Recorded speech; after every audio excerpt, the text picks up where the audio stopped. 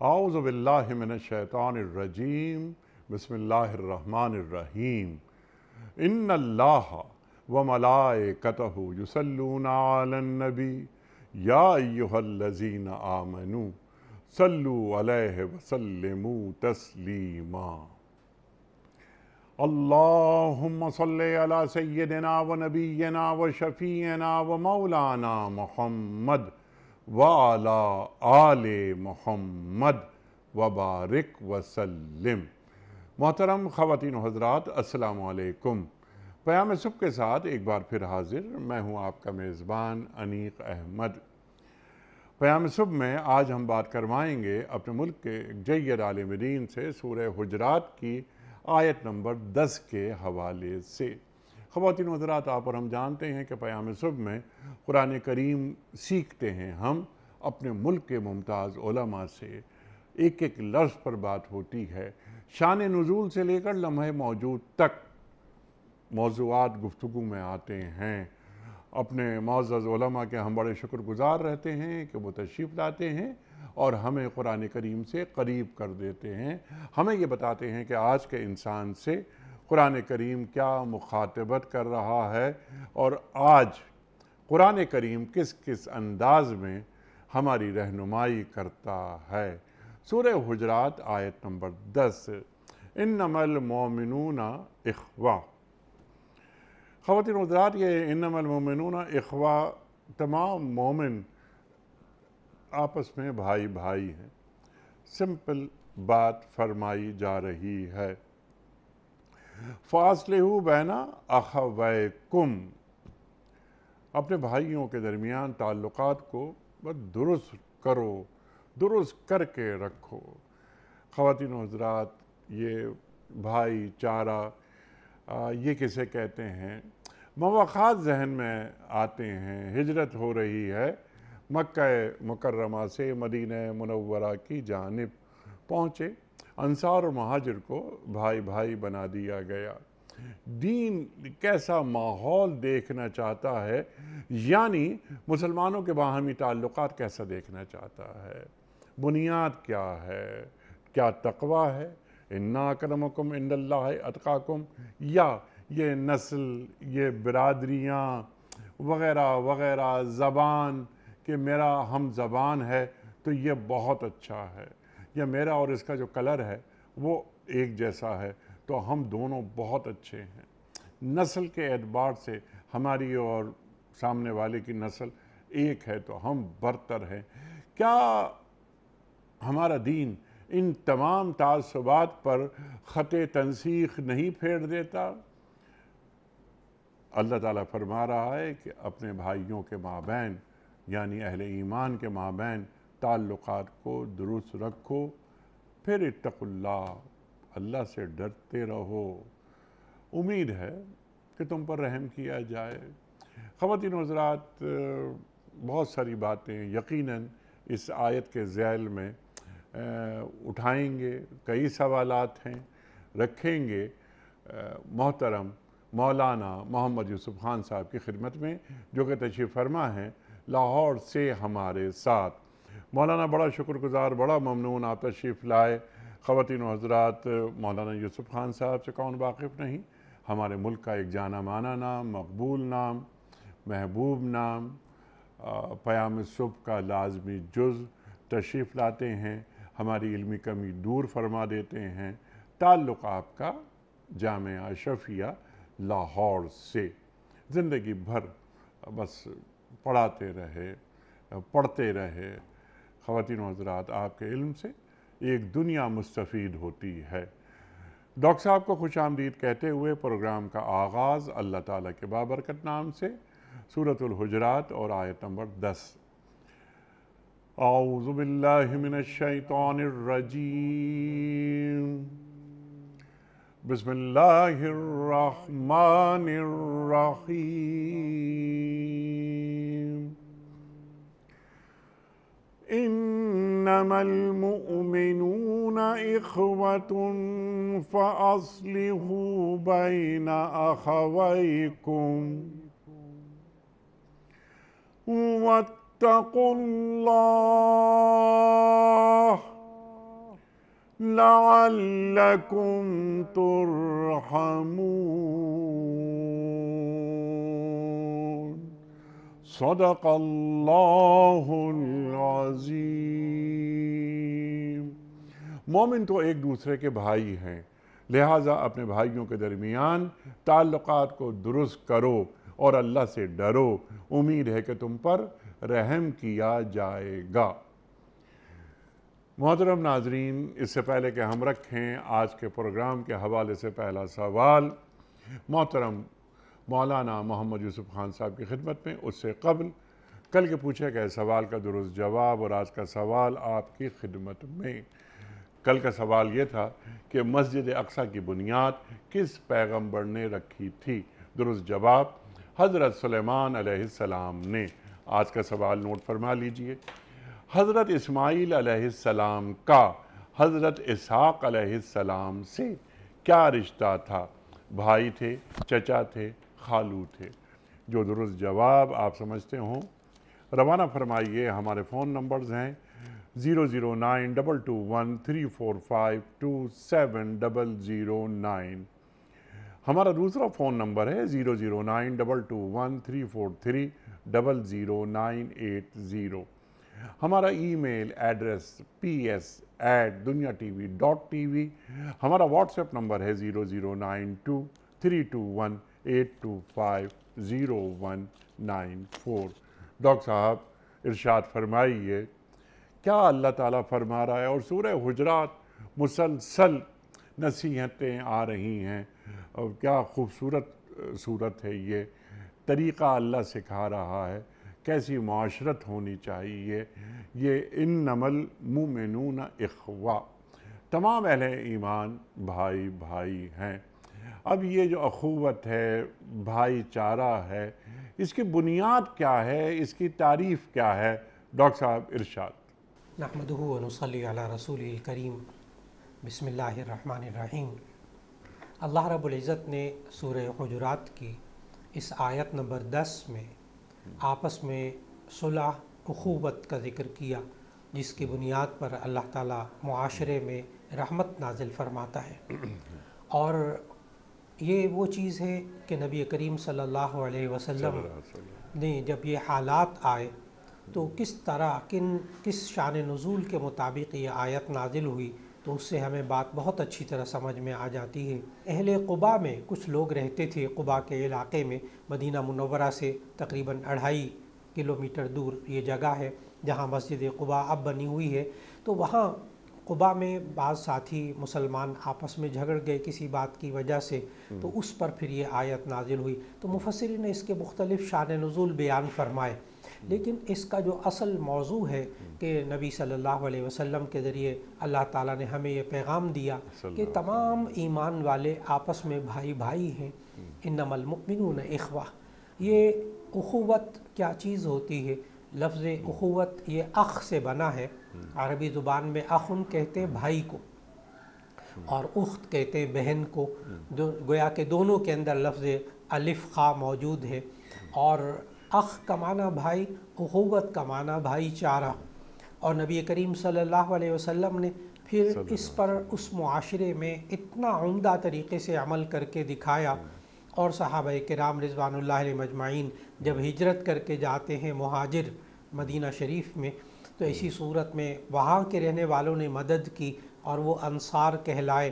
تو نبی صلی اللہ علیہ وسلم نے ان میں جاتے ساتھ اخوت قائم کی، ہر مہاجر کو ایک انصاری کے ساتھ بھائی بھائی بنایا، ان کے کاروبار میں انہوں نے شریک کیا، اپنے گھروں میں ان کو جگہ دی۔ یہاں تک کہ ایک روایت موجود ہے کہ ایک صحابی نے یہاں تک کہا کہ میرے پاس 2 بیویاں ہیں، تو میں ایک بیوی کو طلاق دے دیتا ہوں، تو مجھ سے شادی کر لینا۔ تو انہوں نے کہا نہیں بھائی، جزاک اللہ، بہت شکریہ آپ کا، اور مجھے راستہ دکھا دیں بازار کا، میں وہاں سے کما کر لاؤں گا اور انشاءاللہ میں اپنے آپ کے ساتھ رہوں گا۔ تو نبی کریم صلی اللہ علیہ وسلم نے اس طرح کا بھائی چارہ اخوت قائم کی کہ پھر وہاں کا معاشرہ مضبوط ہوا۔ یہ اخوت قائم کرنے کی ایک اہم ترین برکت اللہ ظاہر کرتا ہے کہ وہ معاشرہ بڑا طاقتور ہو جاتا ہے۔ جہاں وہ ایک کام کرنے والے تھے ایک باغ کے اندر، وہاں 2 ہو گئے، جہاں 2 تھے وہاں 4 ہو گئے، تو معیشت میں بھی برکت آ گئی، ان کی روزگار کے اندر برکت آ گئی۔ یہ ایک اور اخوت، اور پھر اس کے بعد آپس میں جو سکون ہوتا ہے اخوت کی وجہ سے، وہ اللہ تعالیٰ کی ایک اور نعمت ہے۔ اللہ تعالیٰ نے اس آیت میں فرمایا لعلکم ترحمون، تم آپس میں کیوں بھائی بھائی بنو تاکہ تم پر رحمت کی جائے۔ معلوم ہوا کہ جب انسان اخوت کو معاشرے میں، اپنے گھر کے اندر، اپنے اداروں کے اندر، اپنے رشتہ داروں کے اندر قائم کرتا ہے، تو ایسی صورت کے اندر اللہ پھر اس گھر پر، اس معاشرے پر، اس ادارے پر اللہ تعالیٰ برکت نازل فرماتا ہے۔ جی جی، سبحان اللہ سبحان اللہ۔ یعنی مسلمانوں کے مابین تعلقات کیسے ہونے چاہیے، دین اس سلسلے میں ہماری رہنمائی کرتا ہے۔ چند باتیں موٹی موٹی ڈاکٹر صاحب ارشاد فرمائیے کہ ایک مسلمان کا دوسرے مسلمان پر کیا حقوق ہیں، باہمی تعلق کیسا ہونا چاہیے، کیا ایک مسلمان دوسرے مسلمان سے 3 دن سے زیادہ ناراض رہ سکتا ہے، وغیرہ وغیرہ بہت ساری باتیں اس سلسلے میں ہیں، آپ ارشاد فرمائیے۔ جی، آپ نے بہت ہی اہم ترین بات کا ذکر فرمایا کہ یہ اخوت قائم کیسے ہوتی ہے، اور سب سے پہلے بنیادی بات کہ اگر آسان الفاظ میں کہا جائے کہ اخوت کے ذریعے، بھائی چارے کے ذریعے آپس میں جوڑ قائم ہوتا ہے، آپس میں تعلق قائم ہوتا ہے، توڑ ختم ہوتا ہے۔ اور نبی صلی اللہ علیہ وسلم نے ہر اس چیز کا حکم دیا جس کی وجہ سے جوڑ پیدا ہوتا ہے، اور ہر اس چیز کا منع کیا اس چیز سے جس سے اخوت، بھائی چارہ یعنی آپس کا جوڑ ختم ہوتا ہے۔ جس میں سے ایک چیز نبی صلی اللہ علیہ وسلم نے یہ بھی فرمائی کہ کسی مومن کے لیے یہ جائز نہیں ہے کہ 2 راتیں اس پر گزریں اس حال میں کہ وہ ایک دوسرے سے ناراض ہو، وہ سامنے آئے تو یہ اس سے منہ پھیر لے۔ تو نبی صلی اللہ علیہ وسلم نے ایسی آسان باتیں، نشانیاں بتائیں توڑ کی۔ اسی طرح ہم جب معاشرے میں رہتے ہیں تو اخوت اور بھائی چارے میں نبی صلی اللہ علیہ وسلم نے ہمیں ایک حدیث کے ذریعے سکھایا۔ یہ ارشاد نبوی بخاری شریف میں بھی ہے اور مسلم شریف میں بھی ہے، متفق علیہ حدیث ہے کہ نبی صلی اللہ علیہ وسلم نے فرمایا تر المؤمنین فی تراحمہم وتوادہم وتعاطفہم کمثل الجسد اذا اشتکا شیئا منہ تداعی لہ سائر الجسد بالسہر والحمى، او کما قال علیہ الصلوۃ والسلام۔ فرمایا کہ تم ایمان والوں کو آپس میں دیکھو گے فی توادہم، محبت کرنے میں، وتراحمہم، آپس میں رحم کے معاملات کرنے میں، وتعاطفہم، اور آپس میں مہربانی کرنے میں، کمثل الجسد، جیسا کہ ایک جسم ہوتا ہے، اگر جسم کے کسی حصے کو تکلیف پہنچے تو سارا جسم اس کیفیت کو محسوس کرتے ہوئے درد اور بخار میں مبتلا ہو جاتا ہے۔ یعنی احساس، آپس میں احساس ہمدردی، ہمدرد کی معنی ہوتا ہے دوسرے کے درد کو محسوس کرنا، تکلیف کو محسوس کرنا۔ اخوت قائم کرنے کے لیے اہم ترین چیزیں، نمبر 1 آپس میں محبت ہو، نمبر 2 آپس میں رحمت کرنے والے ہوں، نمبر 3 آپس میں مہربانی کرنے والے ہوں، تو اخوت قائم ہوتی ہے۔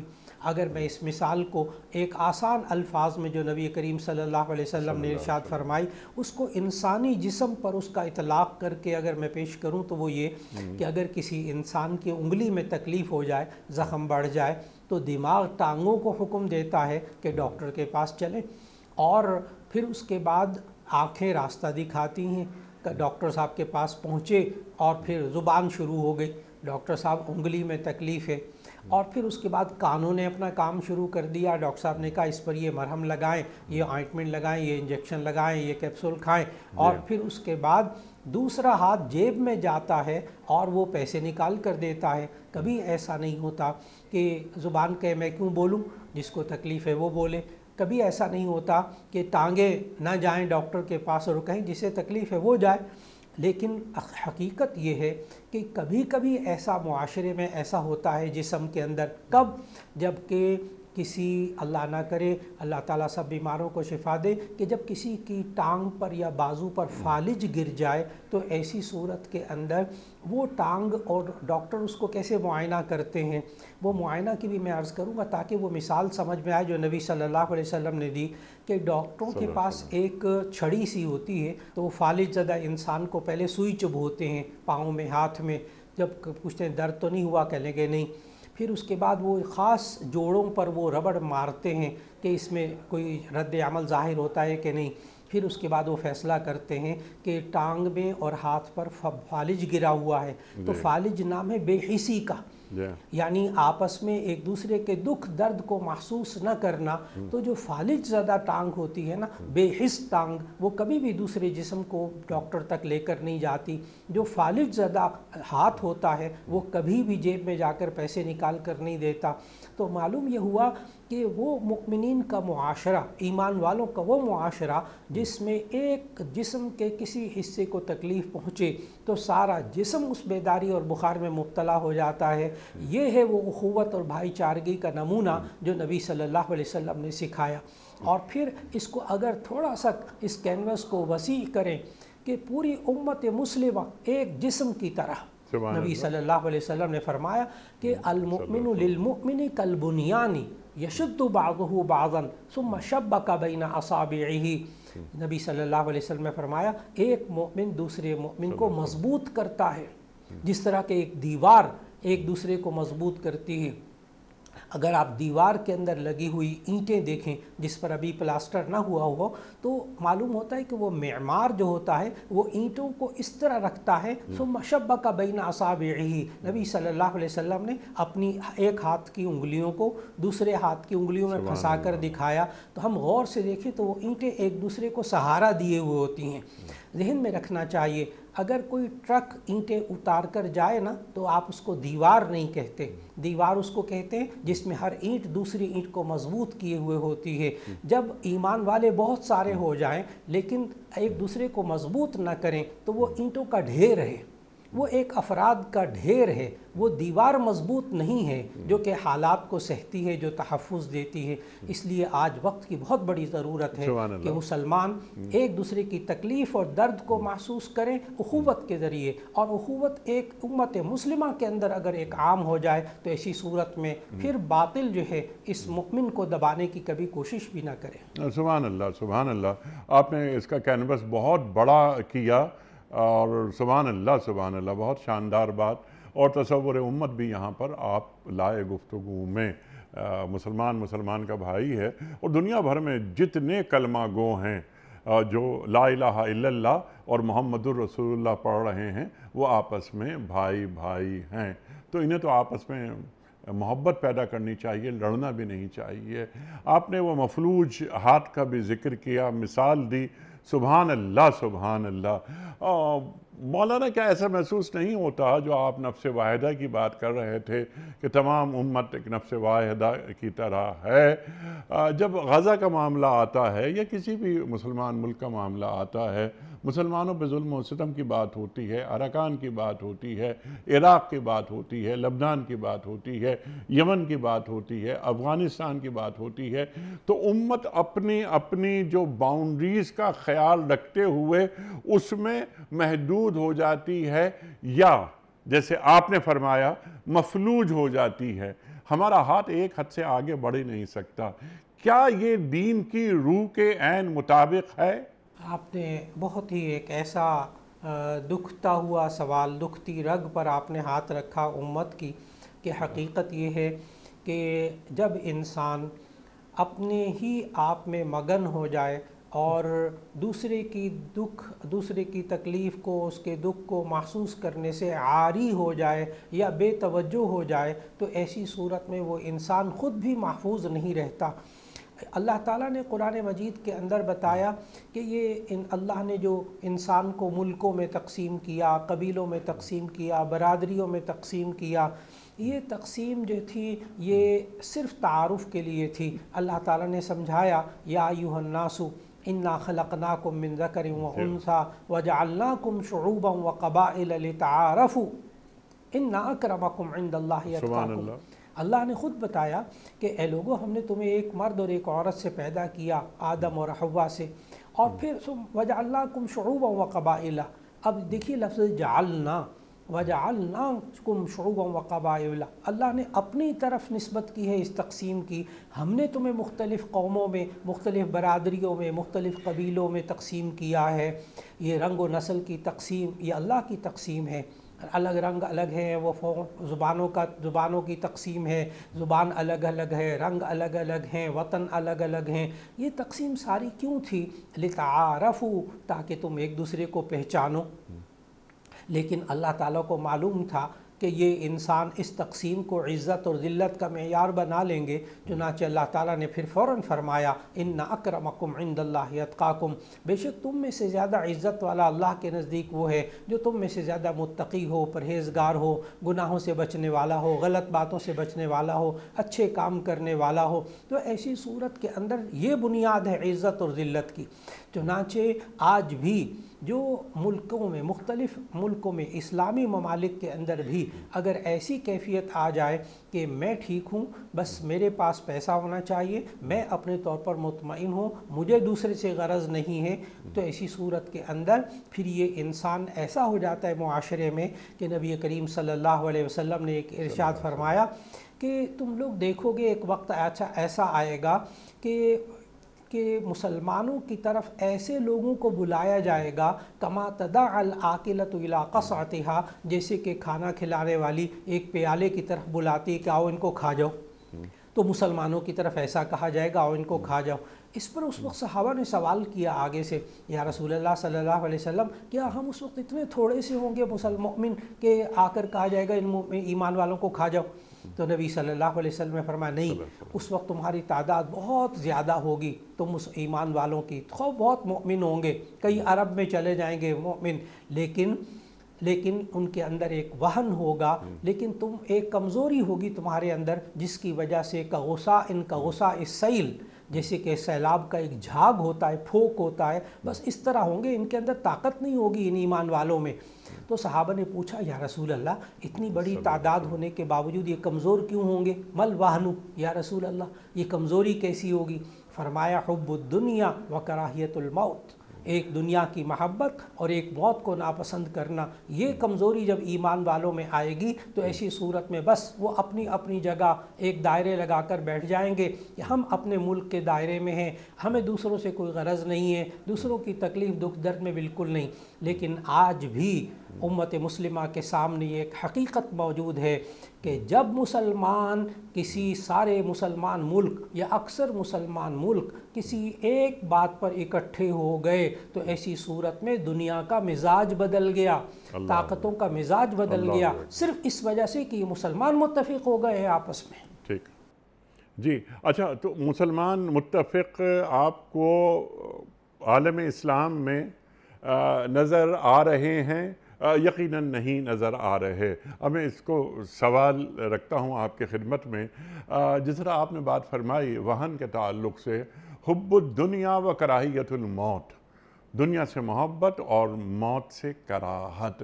ایک انسان کا معاملہ ہوتا ہے، اس کا رویہ مال کے ساتھ کچھ اور ہوتا ہے، زندگی کی نعمتوں کے ساتھ کچھ اور ہوتا ہے، موت سے کراہت ہوتی ہے۔ ایک ذمہ داری ہوتی ہے حکمران کی، ریاستوں کے اوپر ایک ذمہ داری ہوتی ہے۔ کیا یہ وہن کا مرض حکمرانوں میں بھی پیدا ہو گیا ہے؟ یہ آپ نے حقیقت یہ ہے کہ سوال کے اندر ہی جواب کو کھول دیا ہے کہ حقیقت میں ان دو چیزوں، یہ جو کمزوری ہے یہ حکمرانوں سے ہی شروع ہو کر عوام تک آتی ہے۔ اگر حکمران اس کمزوری میں مبتلا نہ ہوں، طاقتور ہوں، ان کے اپنے مفادات نہ ہوں، امت کے مفادات سامنے ہوں، ان کے سامنے اخوت ہو، ان کے سامنے دوسرے ملکوں کا دکھ درد ہو، ان کے سامنے یہ ہو کہ میری وجہ سے کسی مسلمان ملک کو تکلیف نہ پہنچے، میں اگر اس کو تکلیف میں ہے تو میں اس کے کام آ جاؤں، یہ اگر حکمرانوں کی سوچ بن جائے تو ایسی صورت میں یہی سوچ عوام تک منتقل ہو جاتی ہے۔ سبحان اللہ، سبحان اللہ۔ یعنی حکمران کی ذمہ داریاں جن کے رتبے ہیں سوا، ان کو سوا مشکل ہے۔ اچھا ہوتا یہ رہا ماضی، ہمارے اسلاف اور جو تاریخ ہے ہماری بہت اچھی کہ اگر مسلمانوں کے مابین کبھی کوئی نا اتفاقی ہوئی تو مسلمانوں کے جو بڑے ہیں وہ ان میں صلح کرا دیتے تھے۔ آج آپ کو نظر آ رہا ہے مولانا کہ مسلمانوں کے مابین جیسے یہ تو بلکہ جو اگلا حصہ ہے کہ مسلمان کا بھائی ہے، لہٰذا اپنے بھائیوں کے درمیان تعلقات کو درست کرو۔ مسلمان کا کسی مسلمان سے جھگڑا ہوا اور اس کا کینوس بڑا کر لیتے ہیں، اگر کسی مسلمان ریاست کا کسی دوسری مسلمان ریاست کے ساتھ کوئی ناراضی ہوئی تو کوئی بڑے آئیں اس میں معاملات کو ختم کرا دیں۔ کیا ہمارے پاس بڑے نہیں رہے ڈاکٹر صاحب، یا بڑے موجود ہیں ان میں سے احساس ذمہ داری نکل گیا ہے؟ ارشاد۔ جی، واقعی حقیقت یہ ہے کہ یہاں جو یہ جملہ اللہ تعالیٰ نے فرمایا نا کہ انما المؤمنون اخوہ، کہ مسلمان ایمان والے آپس میں بھائی بھائی ہیں، فاصلحوا بین اخویکم، ان کے درمیان صلح کرواؤ ان بھائیوں کے درمیان۔ معلوم ہوا اگر ہم اس سے پچھلی والی آیت نمبر 9 کو بھی سامنے رکھیں تو وہاں اللہ تعالیٰ نے بہت واضح الفاظ میں فرمایا کہ ہو جاتا ہے ایمان والے جب آپس میں رہتے ہیں، اپنے معاشرے میں رہتے ہوئے، اپنے گھر میں رہتے ہوئے، بیوی بچوں کے درمیان کبھی لڑائی کا مسئلہ پیدا ہو جاتا ہے، کبھی دفاتر میں ایسی بات سامنے آ جاتی ہے، کبھی کاروبار میں بات ایسی سامنے آ جاتی ہے، کبھی میاں بیوی کے درمیان ایسی بات سامنے آ جاتی ہے، تو ایمان والوں کے درمیان اگر جھگڑا ہو جائے فَأَصْلِحُوا بَيْنَ أَخَوَيْكُمْ، تو ان کے درمیان تم صلح کروا دو۔ سوال یہ ہے کہ یہ جو صلح ہوتی ہے یہ کس بنیاد پر ہوتی ہے؟ تو نبی کریم صلی اللہ علیہ وسلم نے وہ بنیادیں بھی سامنے رکھی۔ نبی صلی اللہ علیہ وسلم نے صلح کئی مرتبہ کی۔ ظاہر ہے صلح حدیبیہ کو صلح ہی تو کہتے ہیں، اور وہاں پر ایمان والوں کے درمیان کیا مشرکین کے ساتھ بھی صلح کرنے کے لیے معاہدے کیے نبی صلی اللہ علیہ وسلم نے۔ تو صلح کے اندر ہوتا کیا ہے کہ یہ لازماً ایک کی طرف سے زیادتی ہوتی ہے، ایک طرف سے کمی ہوتی ہے، کسی طرف سے ظلم ہو جاتا ہے، کسی طرف سے نہیں ہوتا، وہاں عفو و درگزر، ایک دوسرے سے عفو و درگزر سے کام لینا۔ جب انسان کا مزاج عفو و درگزر کا بن جائے تو پھر اخوت کا جوڑ سامنے آتا ہے، لیکن عفو و درگزر کا جو الٹ ہے انتقام سے کبھی معاشرے کے اندر رحمت نہیں ہوتی، انتقام سے کبھی بھی معاشرے کے اندر اخوت اور بھائی چارہ قائم نہیں ہوتا۔ اسی طرح رواداری، تحمل اور برداشت، یہ وہ چیزیں ہیں جن سے اخوت قائم ہوتی ہے۔ صلح کے اندر یہ والی چیز بھی شامل ہوتی ہے کہ ایک دوسرے کے رویے کو برداشت کرنا، ایک دوسرے کی باتوں کو برداشت کرنا اور اصلاح کی کوشش کرنا۔ اس میں سب سے اہم ترین بات، ہم سورہ احزاب کی ایک آیت، آخری رکوع کی ایک آیت اگر سامنے رکھ لیں تو ہمیں معلوم ہوگا کہ صلح کرانے کے لیے کیا کیا چیزیں شامل ہوتی ہیں اور یہ اخوت کو ختم کرنے والی کون سی چیزیں ہوتی ہیں۔ اللہ تعالیٰ نے ارشاد فرمایا، یا ایھا الذین آمنوا اتقوا اللہ وقولوا قولا سدیدا یصلح لکم اعمالکم، اے ایمان والو تم سیدھی بات کہا کرو، اپنے بول کو درست کر لو، یصلح لکم اعمالکم، اللہ تمہارے سارے کام اصلاح والے کر دے گا۔ معلوم ہوا صلح کے اندر، جوڑ کے اندر انسان کی زبان کا بہت بڑا کردار ہے، اور یہ اخوت کا خاتمہ بسا اوقات زبان کے ذریعے ہوتا ہے۔ آپس میں بھائی چارہ زبان کے ذریعے ختم ہو جاتا ہے، اور زبان کی وہ باتیں اللہ تعالیٰ نے قرآن مجید میں بتائیں جن سے اخوت ختم ہوتی ہے، بھائی چارہ ختم ہوتا ہے۔ نمبر 1 اس میں جھوٹ، جہاں درمیان میں جھوٹ آتا ہے وہاں اخوت ختم ہو جاتی ہے۔ جہاں غیبتیں ایک دوسرے کی آ جائیں، اللہ تعالیٰ نے فرمایا لا یغتب بعضکم بعضا ایحب احدکم ان یاکل لحم اخیہ میتا، تم آپس میں ایک دوسرے کی غیبت نہ کرو۔ اب کسی بندے کو اگر پتہ چلے کہ یہ میری غیر موجودگی میں میری برائیاں بیان کرتا ہے تو وہ اپنے مومن بھائی کا گوشت کھا رہا ہے، ایسی صورت میں اخوت کہاں رہے گی باقی؟ پھر اسی طرح ایک دوسرے کو طعنے دینے سے پرہیز کرنا، اور ایک دوسرے کو تمسخر، اللہ تعالیٰ نے سورہ حجرات میں سمجھایا، یہ اخوت کو ختم کرنے والی چیزیں ہیں۔ یا ایھا الذین آمنوا لا یسخر قوم من قوم عسى ان یکونوا خیرا منہم، یہاں اللہ تعالیٰ نے لفظ قوم بولا، اے ایمان والو تم کسی قوم کا مذاق نہ اڑاؤ، اور پھر مردوں اور عورتوں کا الگ الگ ذکر کیا، اس لیے کہ ہم جب تمسخر اڑاتے ہیں وہاں بھی ایک دوسرے کی ذلت ہوتی ہے، جس کے نتیجے میں اخوت کا خاتمہ ہوتا ہے۔ تو بھائی چارہ قائم کرنے کے لیے ہمیں ایک دوسرے کو دھوکہ نہیں دینا ہوگا۔ آج جب ہم معاشرے میں رہتے ہوئے یا قومیں ایک دوسرے کو، ایمان والے آپس میں ایک دوسرے کو دھوکہ دیتے ہیں، تو یہ منافقوں کا کام تھا۔ اللہ نے سورہ بقرہ کے دوسرے رکوع میں فرمایا یخادعون اللہ والذین آمنوا وما یخدعون الا انفسهم وما یشعرون۔ دھوکہ دے کر اخوت قائم نہیں ہوتی، یہ تجارت کے اندر بددیانتی، اسے اخوت قائم نہیں ہوگی، دیانتداری سے اخوت قائم ہوگی۔ یہ آپس میں معاملات کو درست کریں گے تو یہ اخوت قائم رہے گی، اور اگر معاملات کو بھی ہم نبوی طرز سے اللہ کے بتائے ہوئے احکام کے مطابق نہیں رکھیں گے تو پھر اخوت قائم نہیں ہوگی۔ تو میں یہ عرض کر رہا تھا کہ اخوت کو کمزور کرنے والی کون سی چیزیں ہیں اور اخوت کو مضبوط کرنے والی کون سی چیزیں ہوتی ہیں۔ سبحان اللہ، سبحان اللہ، سبحان اللہ، سبحان اللہ۔ اور یہ سورہ حجرات، پوری سورہ حجرات انہی باتوں سے عبارت ہے کہ دیکھیں یہ کرنا ہے اور یہ نہیں کرنا۔ آپ نے ایک ایک نقطہ بالکل واضح کر دیا۔ سورہ حجرات ہی میں ایک بات اور سمجھائی گئی ہے ہمیں کہ لا تجسسوا، کہ یہ جو مومن بھائی یا بہن ہے اس کی ٹوہ میں نہ رہو۔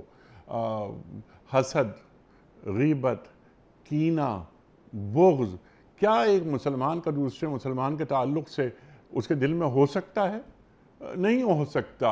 تو وہی جو جسد واحد کی بات آپ نے فرمائی، اللہ اکبر۔ ڈاکٹر صاحب، یہ تو انسان کا انسان سے رابطہ، ہم نے امت کی سطح پہ کچھ باتیں آپ سے سیکھیں۔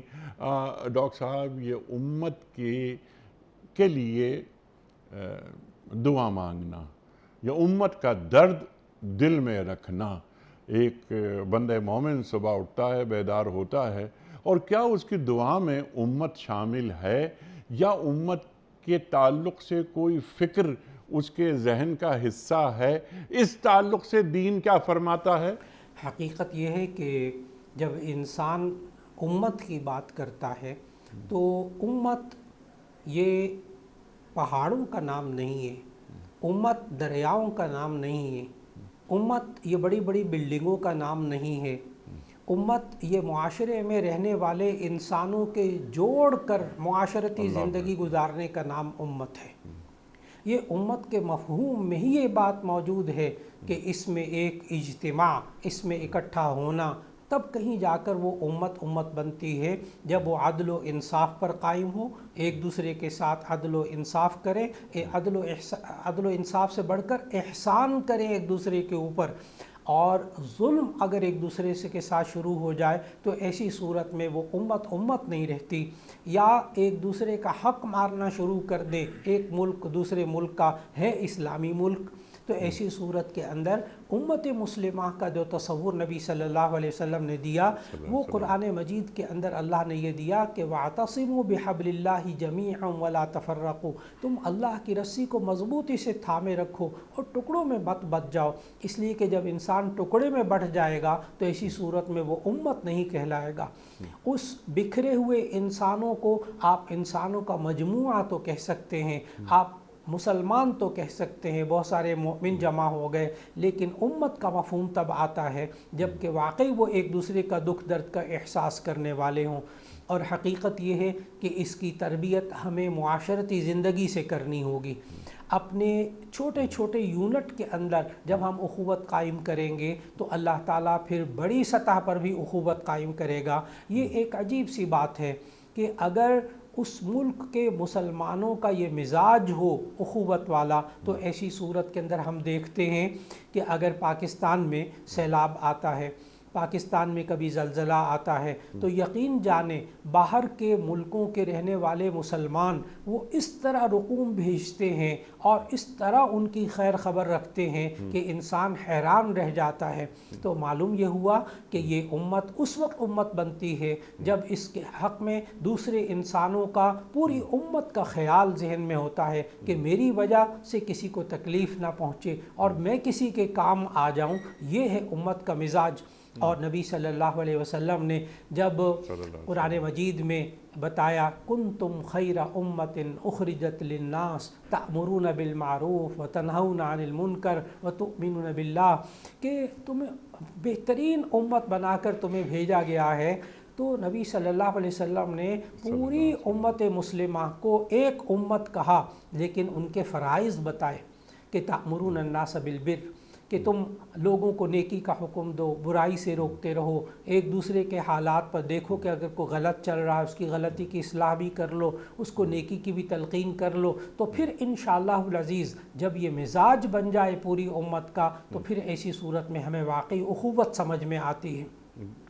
اور یہاں میں عرض کرتا چلوں وہ مثال جو کسی دور میں ہمیں پہلی تیسری چوتھی جماعت کی کتاب میں ایک مثال دے کر ایک بادشاہ کا واقعہ ہمیں سمجھایا گیا تھا، بہت معمولی سا واقعہ ہے، لیکن اس نے اپنے بچوں کو کیسے سمجھایا کہ اس نے بچے اس کے بیٹے تھے آپس میں ذرا جھگڑتے رہتے تھے، بادشاہ کو فکر تھی میرے بعد میری سلطنت کا کیا ہوگا، تو اس نے ایک تنکوں کا جھاڑو کا گٹھا پورا منگوایا اور کہا ایک ایک بیٹے کو کہا کہ اس جھاڑو کو توڑو، تو سب نے زور لگایا، وہ جھاڑو کو نہیں توڑ سکے، پھر اس کے بعد بادشاہ نے ایک ایک تنکے کو الگ کیا اور کہا اب توڑو، وہ آسانی سے توڑنے لگ گئے۔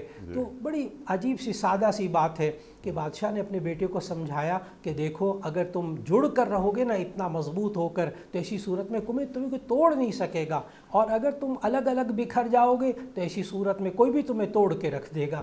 حقیقت یہ ہے آج امت مسلمہ کے ایک بہت بڑا سبق ہے کہ اگر ہم آپس میں اللہ کی رسی کو مضبوطی سے تھام کر اپنے قرآن اور سنت کے احکام کو اپنے اوپر نافذ کریں، اللہ کے حکم کو اللہ کے احکام کو پوری امت مسلمہ نافذ کرنے والی بن جائے تو آج یہ امت مسلمہ یقیناً دنیا کی بہت بڑی طاقت بن جائے۔ یقیناً، لیکن اس کے لیے کوئی احساس درکار ہوتا ہے، کیا وہ احساس پیدا ہوا یا امت کی سطح پر جو بڑوں کی ذمہ داری تھی کیا وہ احساس پیدا کر سکے؟ یُؤْثِرُونَ عَلَىٰ أَنفُسِهِمْ وَلَوْ كَانَ بِهِمْ خَصَاصَةٌ، قرآن کریم فرماتا ہے یہ امت تو وہ ہے جو قرآن کریم بتا رہا ہے۔ ڈاکٹر صاحب آپ تو استاد ہیں ہمارے، آپ ایک ایک چیز آپ واضح کر دیتے ہیں کہ یہ وہ لوگ ہیں، یہ وہ امتی ہیں جو سامنے والی کی ضرورت کو اپنی ضرورت پر مقدم رکھتے ہیں۔ اللہ اکبر، کیسا مزاج، بلکہ کیسی نفسیات امت مسلمہ کے ہر فرد کے اندر اللہ دیکھنا چاہتا ہے اور اللہ کے رسول صلی اللہ علیہ وآلہ وسلم دیکھنا چاہتے ہیں۔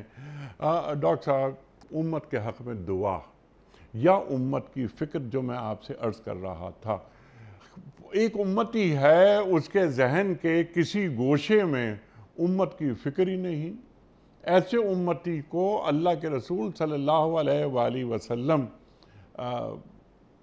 کیا پسندیدگی کی نگاہ سے دیکھیں گے؟ آپ نے جو ابھی شروع میں ایک آیت پڑھی نا اس میں اس کا جواب بھی ہے، وہ آیت پوری یوں ہے وَالَّذِينَ يُؤْثِرُونَ عَلَىٰ أَنفُسِهِمْ وَلَوْ كَانَ بِهِمْ خَصَاصَةٌ، یہاں امت کو بتایا گیا، وہ ایمان والے جو آپس میں ایک دوسرے کو ترجیح دیتے ہیں، ایثار کرتے ہیں، اپنی ضرورت کو قربان کر کے دوسرے کی ضرورت پوری کرتے ہیں، یہ فکر اور یہ دعائیں یہ حقیقت میں یہی سرمایہ ہیں۔ جس انسان کو دوسرے امتی کی فکر ہوگی وہ دعا کے لیے ہاتھ اٹھائے گا، اور اگر اس کے ذہن میں دوسرے کی فکر نہیں ہوگی، اپنے مومن بھائی کی فکر نہیں ہوگی، وہ دعا کے لیے ہاتھ نہیں اٹھائے گا۔ یہ انسان کی ایک نفسیات ہے، اور جو بندہ فکر رکھتا ہے اور دعا کرتا ہے وہ عملی طور پر، بعض لوگ کہتے بھی ہیں کہ جی کیا خالی دعائیں کافی ہیں، بس دعائیں کرتے رہیں، تو ایسی صورت کے اندر یہ بات بہت ذہن میں رکھنی چاہیے کہ دعا ہمیشہ وہ کرے گا جو فکر کرے گا، اور جو دعا کرے گا وہ انشاءاللہ عملی طور پر بھی کرے گا۔ جیسے یہ آیت جس صورت میں نازل ہوئی، یہ اخوت کی اور بھائی چارے کا جو ثمرہ پھل ہے ہمیں اس شان نزول میں نظر آتا ہے۔ ایک تو وہ انصاری صحابی کا واقعہ ہے کہ انہوں نے جو ہے نا مہمان آیا اور گھر لے گئے، اور پھر اس کے بعد اس کی خاطرداری کی، بیوی کو کا چراغ بجھا دینا اور کھانا کھلایا۔ ایک تو یہ واقعہ۔ دوسرا واقعہ شان نزول کا محدثین نے لکھا اسی آیت وَالَّذِينَ يُؤْثِرُونَ عَلَىٰ أَنفُسِهِمْ وَلَوْ كَانَ بِهِمْ خَصَاصَةٌ کے تحت لکھا کہ جب نبی کریم صلی اللہ علیہ وسلم نے شروع میں تو بھائی بھائی بنا دیا، مہاجر کو صحابی کے ساتھ، انصاری صحابی کے ساتھ، ہر ایک کے کاروبار میں شریک ہو گئے، ساتھ مل کر رہنے لگے، کاروبار ساتھ، گھر ساتھ۔ لیکن سب سے زیادہ مسلمانوں کے پاس جو مال و دولت آیا وہ خیبر کے زمانے میں، اور خیبر کے زمانے میں جب مسلمانوں کے پاس مال و دولت آیا تو حدیث میں موجود کہ نبی صلی اللہ علیہ وسلم نے انصار صحابہ کے سرداروں کو بلایا اور بلا کر فرمایا کہ دو تجویزیں ہیں، دو راستے ہیں، کوئی ایک راستہ اختیار کر لیں۔ ایک تو یہ کہ مسلمانوں کے پاس کافی مال و دولت آ گیا ہے، لہذا یہ مال و دولت مہاجرین کو دے دیا جائے اور اب مہاجر اپنی الگ زندگی گزاریں، معاشرتی زندگی، اور انصار الگ پہلے کی طرح زندگی گزاریں۔ ایک طریقہ تو یہ ہے۔ دوسرا طریقہ یہ ہے کہ یہ مال دے دیا جائے سارا خیبر والا انصار کو، اور انصار اور مہاجر پہلے کی طرح رہتے رہیں۔ تو یہ دو تجویزیں نبی صلی اللہ علیہ وسلم نے سامنے رکھیں۔ تو انصار صحابہ نے کہا کہ آپ ہمیں تھوڑا سا مشورہ کرنے کی اجازت دے دیں، ہم ابھی مشورہ کر کے حاضر ہوتے ہیں۔ تو حدیث میں موجود کہ وہ انصار صحابی مشورہ کر کے آئے اور آ کر نبی صلی اللہ علیہ وسلم کی خدمت میں عرض کیا، یا رسول اللہ صلی اللہ علیہ وسلم، ایک تیسری تجویز بھی سامنے آئی ہے، اگر آپ قبول فرما لیں۔ تو وہ تیسری تجویز یہ ہے کہ آپ یہ سارا مال مہاجرین کو دے دیں اور مہاجر پھر بھی پہلی طرح ہمارے ساتھ رہیں، پہلے کی طرح۔ یہ ہے اخوت، یہ ہے وہ آپ نے جو فرمایا نا کہ فکر کرنا، دعائیں کرنا۔ جب فکر پیدا ہو جاتی ہے ایک مومن کی دوسرے مومن کے ساتھ، اخوت کی فکر، تو پھر اگر وہ مصیبت میں مبتلا ہوتا ہے تو دعاؤں کے لیے ہاتھ اٹھتے ہیں، اور پھر انسان ان کے لیے روتا ہے، اور انسان ان کے لیے اللہ تعالیٰ سے تڑپ کر دعائیں مانگتا ہے۔ اور جو انسان دعائیں مانگتا ہے نا کسی کے لیے تڑپ کے اور آنسو بہاتا ہے، وہ کچھ کرتا بھی ہے پھر اس اخوت کو قائم کرنے کے لیے۔ اللہ اکبر، اللہ اکبر۔ یہ دیکھیے کیسا اچھا جیسچر، رویے سامنے آ رہے ہیں۔ مولانا، کیونکہ وقت ختم ہو رہا ہے پروگرام کا، کوئی دو سوالات ہم رکھیں گے آپ کی خدمت میں۔ مولانا، یہ کہ مسلمان کے تعلق سے اپنے دلوں میں بدگمانیاں رکھنا، ایک نگیٹیوٹی ہم دیکھتے ہیں کہ ایک اندر پیدا ہو جاتی ہے مسلمان کے حوالے سے، وہ خواہ مرد ہو خواہ عورت۔ تو کیا ایک مسلمان دوسرے مسلمان کے تعلق سے بدگمان ہو سکتا ہے؟ یہ ایک اہم سوال آپ نے فرمایا، اس لیے کہ آج اخوت، بھائی چارے کو ختم کرنے والی چیز یہ بدگمانیاں ہیں۔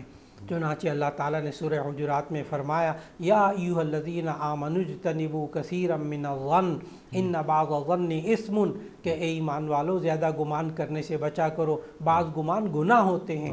اس لیے کہ جب انسان کے ذہن میں صرف بدگمانی آ جائے تو اس پر تو پکڑ نہیں ہوتی، کیونکہ انسان بے بس ہے۔ انسان کے ذہن میں کوئی بھی اچھا خیال برا خیال آ جائے تو انسان اس کو نکال نہیں سکتا۔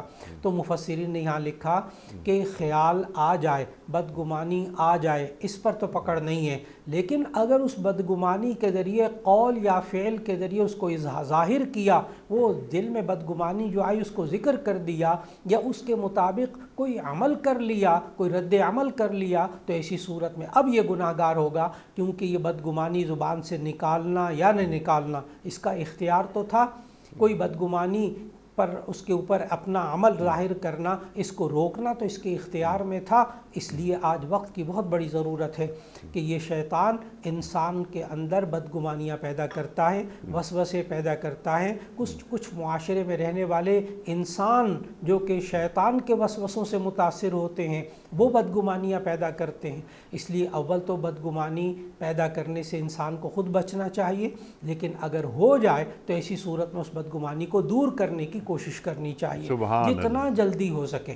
سبحان اللہ، سبحان اللہ، کہ یہ مسلمان ہے، میرا بھائی ہے، اس سے میں بدگمان کیسے ہو رہا ہوں۔ مولانا، آج کے پروگرام کا آخری سوال آپ کی خدمت میں ٹو ڈوز کے حوالے سے، کرنے کے کام کیا ہیں؟ بہت ساری باتیں آپ نے تعلیم فرما دی۔ ہمارے پاس، ہمارے معاشروں میں آپ بھی دیکھتے ہیں، ہم بھی دیکھتے ہیں، بڑے مسائل ہیں، ایک نسل کے مسائل ہوتے ہیں کہ میری نسل کا، یعنی میرے خاندان کا، میرے قبیلے کا ایک شخص ہے تو میری اس سے محبت بہت رہتی ہے کہ ارے بھائی، ہم اور آپ تو ایک ہی قبیلے کے ہیں، وہ کوئی چودھری ہیں، ملک ہیں وغیرہ وغیرہ کہ صاحب یہ میرا اور ان کا ایک ہی خاندان ہے، میں اور یہ شخص ایک ہی سیاسی پارٹی کے ہیں، تو ایک خاص محبت ہوگی، تو اس کی جو خامیاں ہیں وہ بھی میرے نزدیک خوبیاں بن جائیں گی۔ تو ایک تہذیب ہوتی ہے، یہ تو ہم دین کے حوالے سے بات کر رہے ہیں، کچھ تہذیبی رویے بھی ہوتے تھے، دلوں میں گداز ہوتا تھا، وہ رفتہ رفتہ رفتہ رفتہ بس وہ رفع ہوتا جا رہا ہے، لڑائی جھگڑے آپس میں، تو یہ زبان، رنگ، نسل، قومیت وغیرہ وغیرہ یہ سب کیا چیزیں، بلال حبشی ہیں، سلمان فارسی ہیں، صہیب رومی ہیں، اللہ اکبر، اور دین کا پورا مزاج یعنی ایک دوسرے کے تعلق سے نرمی، ایک شائستگی، ایک نفاست کا رویہ۔ ہاں اختلاف کی مکمل اجازت ہے، بھئی آپ اختلاف کریں لیکن تہذیب کے دائرے میں کریں، میں اختلاف کروں تہذیب کے دائرے میں کروں۔ یہ چیزیں جو معاشرے سے نکلتی جا رہی ہیں، اس کا کیا سد باب ہے کہ میں ایک مسلمان کو صرف اس بات پر کہ میرا نظریہ سیاسی کچھ اور ہے، آپ کا کچھ اور ہے، تو میں آپ کے خلاف ہو گیا۔ اس میں نرمی کیسے آئے؟ آپ نے بہت ہی ایک اہم کرنے کے کام کیا ہوتے ہیں اس طرف توجہ دلائی۔ حقیقت یہ ہے کہ آج یہ جو مزاجوں کا اختلاف ہے، سوچوں کا اختلاف ہے، رویوں کا اختلاف ہے، اس مزاجوں کے سوچوں کے اختلاف کی وجہ سے پسند ناپسند کا اختلاف ہے، اس کی وجہ سے معاشرے کے اندر کبھی بھی اخوت کا خاتمہ نہیں ہوتا۔ اخوت ختم ہوتی ہے جب مخالفت کی طرف انسان آ جاتا ہے، ایک دوسرے کا احترام نہیں کر پاتا، ایک دوسرے سے ترک تعلق کی کوشش کرتا ہے۔ تو ایسی صورت میں نبی کریم صلی اللہ علیہ وسلم نے کرنے کے کام بتائے۔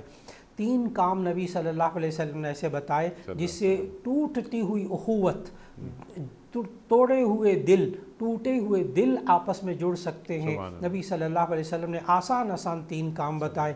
نبی صلی اللہ علیہ وسلم نے فرمایا ایک دفعہ صحابہ سے، افلا ادلکم علی شیء اذا فعلتموہ تحاببتم، کیا میں تمہیں ایسی چیز نہ بتاؤں جب تم کرنے لگ جاؤ تو تمہیں آپس میں محبت ہو جائے؟ صحابہ نے عرض کیا بلا یا رسول اللہ، ارشاد فرمائیے۔ تو نبی صلی اللہ علیہ وسلم نے فرمایا افشوا السلام واطعموا الطعام، کہ تم ایک دوسرے کو خوب سلام کیا کرو، ایک دوسرے کو کھانا کھلایا کرو، اس سے محبت پیدا ہوگی، دلوں کا جو جوڑ ختم ہو جاتا ہے، کم ہو جاتا ہے صرف سلام کرنا۔ تو آپس میں اخوت کو قائم کرنے کے لیے ایک طریقہ کہ ایک دوسرے کو سلام کیجئے، نمبر 2 ایک دوسرے کو کھانا کھلائیے، اور تیسرا طریقہ نبی صلی اللہ علیہ وسلم نے فرمایا تہادوا تحابوا، تم ایک دوسرے کو تحفہ دیا کرو، ہدیہ دیا کرو، اس سے محبت پیدا ہو جاتی ہے۔ آگے جامع ترمذی کی حدیث میں اس حدیث کے بعد ایک اور جملہ بھی ہے کہ تہادوا تحابوا فإن الہدیۃ تذہب الضغائن، کہ ایک دوسرے کو ہدیہ تحفہ دیا کرو، اس سے دل کا پرانا غصہ ختم ہو جاتا ہے۔ تو اگر ہم معاشرے کے اندر جہاں کہیں اخوت کو ختم ہوتا ہوا دیکھیں، یہ 3 کام کرنا شروع کر دیں، انشاءاللہ وہاں اخوت بحال ہو جائے۔ سبحان اللہ، سبحان اللہ، سبحان اللہ، سبحان اللہ۔ انسان کا انسان سے جڑاؤ یہ بہت ضروری ہے، اور دل جیتا جائے تو سلام، اللہ کے رسول فرما رہے ہیں صلی اللہ علیہ وآلہ وسلم کہ سلام کو پھیلاؤ، اور کیا اچھی بات فرمائی اللہ اکبر ڈاکٹر صاحب نے کہ کھانا کھلاؤ، ساتھ کھانا کھاؤ بیٹھ کر، محبت میں اضافہ ہوگا۔ اور تیسری چیز یہ کہ تحائف کا تبادلہ ہونا چاہیے، تحفے کبھی کبھار بھجوا دینے چاہیے، محبت میں اضافہ ہوتا ہے۔ انما المؤمنون اخوہ، تمام اہل ایمان آپس میں بھائی بھائی ہیں۔ سورہ حجرات آیت نمبر 10 پر مولانا یوسف خان صاحب نے تفصیلی گفتگو عطا فرمائی، ہم بڑے ممنون، بڑے شکر گزار۔ خواتین حضرات، وقت مکمل ہوا ہمارے آج کے پروگرام کا کوئز۔ کل کا سوال ہمارا یہ تھا کہ مسجد اقصیٰ کی بنیاد کس پیغمبر نے رکھی تھی؟ درست جواب حضرت سلیمان علیہ السلام نے۔ آج کا سوال نوٹ فرما لیجئے، حضرت اسماعیل علیہ السلام کا حضرت اسحاق علیہ السلام سے کیا رشتہ تھا؟ بھائی تھے، چچا تھے یا خالو تھے؟ جو درست جواب آپ سمجھتے ہوں روانہ فرمائیے۔ ہمارے فون نمبرز ہیں 0092213452709، ہمارا دوسرا فون نمبر ہے 009221343000980۔ ہمارا ای میل ایڈریس ps@duniatv.tv۔ ہمارا واٹس ایپ نمبر ہے 009232182500194۔ خواتین و حضرات، یہ وقت ہے قرآن اندازی کا۔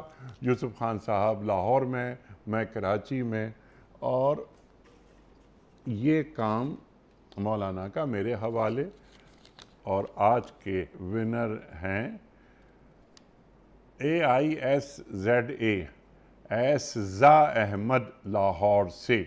ایسزا احمد لاہور سے آپ کی خدمت میں دنیا ٹی وی کی جانب سے دینی کتب پر مشتمل گفٹ ہیمپر آپ کے گھر بذریعہ کوریئر روانہ کیا جا رہا ہے۔ آپ کو بہت بہت مبارک ہو۔ پیام صبح کا اختتام ہوتا ہے روزانہ ایک قول پر، اور وہ قول ہوتا ہے صاحب نہج البلاغہ امیر المومنین حضرت علی مرتضیٰ کرم اللہ وجہہ کا۔ آپ فرماتے ہیں، بے شک تم آخرت کے لیے پیدا کیے گئے ہو، اس ہی کے لیے عمل انجام دو۔ سبحان اللہ، سبحان اللہ۔ بے شک تم آخرت کے لیے پیدا کیے گئے ہو، اس ہی کے لیے عمل انجام دو۔ اللہ اکبر۔ خواتین و حضرات، اپنے میزبان انیق احمد کو کل تک کے لیے اجازت دیجیے۔ خدا حافظ۔